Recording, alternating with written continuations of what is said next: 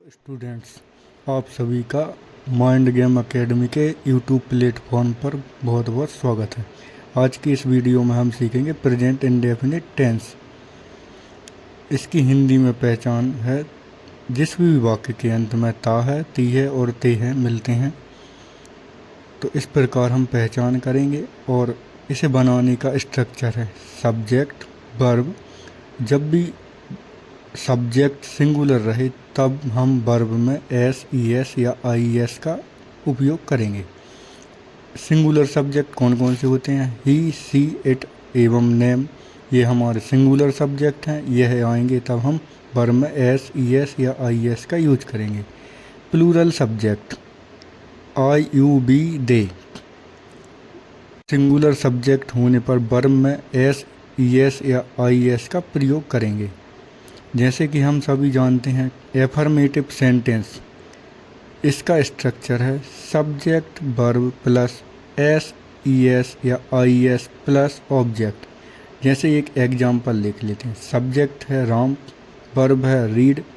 Singular subject होने के कारण हमने रीड में एस लगाया है, वर्ब में एस लगाया है।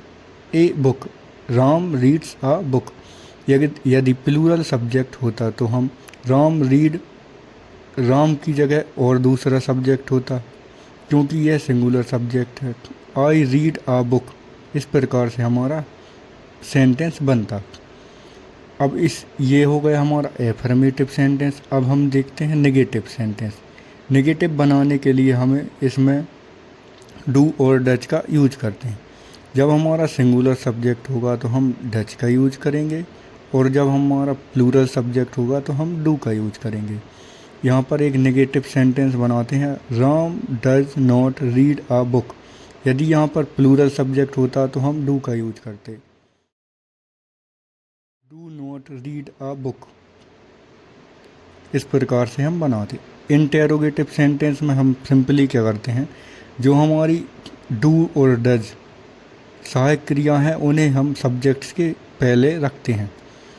जैसे एक interrogative sentence, does Ram read a book, ये हमारा सिंगुलर सब्जेक्ट था इसलिए आगे हमारा डज लगा, और यदि प्लूरल सब्जेक्ट होता तो डू लगाते। Does Ram read a book, और लास्ट में क्वेश्चन मार्क का यूज करते हैं। आगे हम देखेंगे आपकी बोर्ड परीक्षा 10th में आए हुए टेंस का फुल सॉल्यूशन। जितने भी आपके प्रेजेंट इंडेफिनिट के टेंस हमारे 2025, 24 और 2023 में आए हुए हैं, उन सभी को हम इस वीडियो में सॉल्व करेंगे।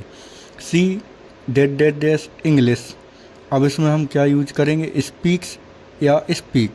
जैसे कि हम जानते हैं सी हमारा सिंगुलर सब्जेक्ट है, इसलिए वर्ब में एस या ई एस या आई एस का यूज करेंगे, तो इसमें हमारा स्पीक आएगा। आंसर भी लिखा हुआ है स्पीक्स। अब हमारे अगला सेंटेंस है ही कट्स हिज फिंगर।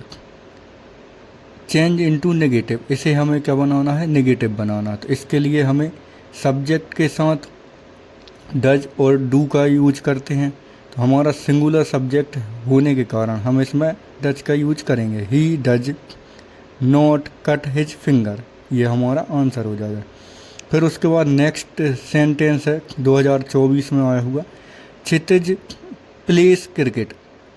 क्षितिज plays cricket, change into past indefinite. इसमें लिखा हुआ है कि पास्ट इंडेफिनिट में से चेंज करना।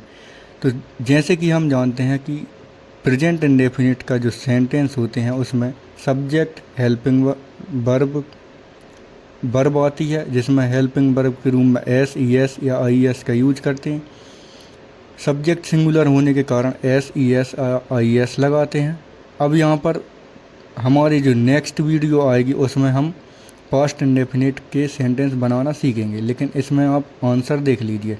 चेंज इनटू पास्ट इंडेफिनिट में इसे कैसे चेंज करेंगे, क्षितिज played cricket.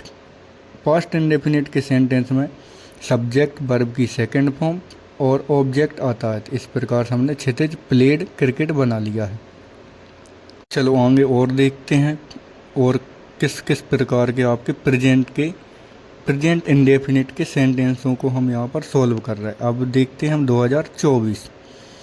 I do exercise regularly. जैसे कि हम सभी जानते हैं कि रेगुलर हैबिट्स जो होती हैं, यह इसकी क्या है, प्रेजेंट इंडेफिनिट की पहचान है। जैसे यहाँ पर लिखा हुआ है आई डू एक्सरसाइज रेगुलरली, इसे हमें बनाना है make an interrogative sentence. Interrogative sentence बनाने के लिए हमारा जो है वो सिंपली डू और डच को आगे रखते हैं सब्जेक्ट के। यहाँ पर प्लूरल सब्जेक्ट होने के कारण डू आगे आएगा, तो डू आई हमारी फिर वर्ब आएगी डू, फिर लिखेंगे एक्सरसाइज, फिर लिखेंगे रेगुलरली, उसके बाद देन क्वेश्चन मार्क। इस प्रकार से आपका सेंटेंस बन जाएगा। अब नेक्स्ट सेंटेंस है ही नोज मी।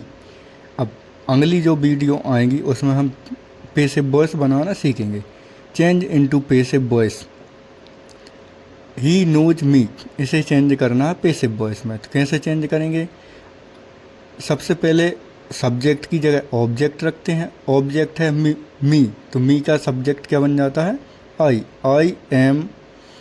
ये जो हमारे पैसिव वॉइस होते हैं वो थोड़े एक कदम आगे चलते हैं। जैसे प्रेजेंट इंडेफिनिट का सेंटेंस है, वह प्रेजेंट कंटिन्यूअस की हेल्पिंग वर्ब का यूज करता है, I am known by him. इस प्रकार से हमारा सेंटेंस बनेगा। नेक्स्ट सेंटेंस है she did dash dash a song.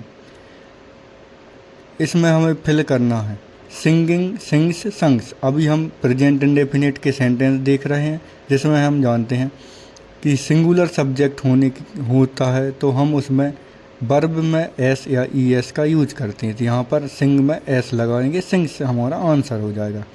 फिर नेक्स्ट क्वेश्चन है हमारा Ram writes a letter, change into voice. Change into voice, तो हमें ये पैसिव वॉइस में इसे चेंज करना। जैसे इसमें अगर लिख कर देते change into past passive voice, past indefinite passive voice या कुछ और, तो हम इसका उसमें चेंज करते। लेकिन इसमें कुछ भी नहीं लिखा, डायरेक्ट लिखा पैसिव वॉइस या वॉइस, तो इसे हमें उसी के प्रेजेंट का सेंटेंस है। प्रेजेंट का सेंटेंस पहचानने के लिए हम सभी जानते हैं कि सब्जेक्ट आता, फिर वर्ब में एस या ई एस या आई एस लगते हैं सिंगुलर सब्जेक्ट होने पर, और प्लूरल सब्जेक्ट रहता है तो सब्जेक्ट लिखकर वर्ब लिखते हैं, फिर देन ऑब्जेक्ट लिखते हैं। अब इसके बाद ये हमारा सेंटेंस कैसे चेंज होगा, तो सबसे पहले हम ऑब्जेक्ट को सब्जेक्ट के स्थान पर रखते हैं, फिर हेल्पिंग वर्ब का यूज करते हैं, वर्ब का यूज करते हैं, देन बाय से इसको जोड़ते हैं। आगे आने वाली वीडियो में हम पैसिव वॉइस बनाना भी सीखेंगे। इसे हम बनाएंगे a letter is written by Ram. इस प्रकार से हमारा सेंटेंस कंप्लीट होगा। आपकी 10th बोर्ड में आया हुआ 2023 का और एक और क्वेश्चन सॉल्व करते हैं। Mamta goes to school every day. जैसे हमारी जो डेली की हैबिट्स होती हैं उसमें यह लास्ट में जुड़ी रहें, तो हम ये समझना है कि ये हमारा प्रेजेंट इंडेफिनिट का सेंटेंस। अब ये किस में चेंज करने के लिए कह रहा है, मेक इंटेरोगेटिव सेंटेंस। जैसे कि हम जानते हैं कि जब हमारा सिंगुलर इंटेरोगेटिव कैसे बनाते हैं, जब जो हमारा डू और डज हेल्पिंग वर्ब हैं उन्हें आगे रख कर सब्जेक्ट्स के पहले रखेंगे, उसके बाद सब्जेक्ट, फिर उसके बाद वर्ब, फिर वर्ब के बाद लिखेंगे ऑब्जेक्ट, और फिर जो अदर वर्ड हैं वह जोड़ देंगे। और देन हमें इंटेरोगेटिव बनाते समय क्वेश्चन मार्क का ध्यान रखना। तो इसका जो सेंटेंस है वो बनेगा does Mamta go to school every day.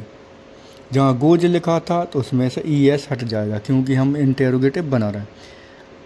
और अदर पहचान के लिए हम प्रेजेंट इंडेफिनिट की और अदर पहचान के लिए हम जैसे कि हैबिचुअल एक्शन, जैसे मान लो हैबिट में जो भी वर्क है every day, every night, regularly, इस प्रकार से आपको वर्ड मिलते हैं तो ये हमारा प्रेजेंट इंडेफिनिट शो करता। अब जर्नल ट्रुथ जैसे the sunrises in the east, जो हमारे यूनिवर्सल ट्रुथ हैं या जो भी हैं उन्हें हम प्रेजेंट इंडेफिनिट में रखते हैं। अब पहले से प्लान की हुई चीज़ें भी हम इसी में रखेंगे। उसके बाद ये किस प्रकार से सेंटेंस बने हैं देख लेते हैं। I go to work every day, I के साथ डायरेक्ट गो आ रहा, क्यों आ रहा, क्योंकि ये आई प्लूरल सब्जेक्ट है फिर उसके बाद लिखेंगे वर्ब में एस ई एस या आई एस इसलिए नहीं आ रहा क्योंकि ये प्लूरल सब्जेक्ट होने के कारण। I go to work every day. फिर नेक्स्ट सेंटेंस है the sun rises in the east. The sun ये क्या है, सिंगुलर सब्जेक्ट है, इसलिए इसमें राइज में एस लगा। फिर उसके बाद the train leaves eight 10 AM।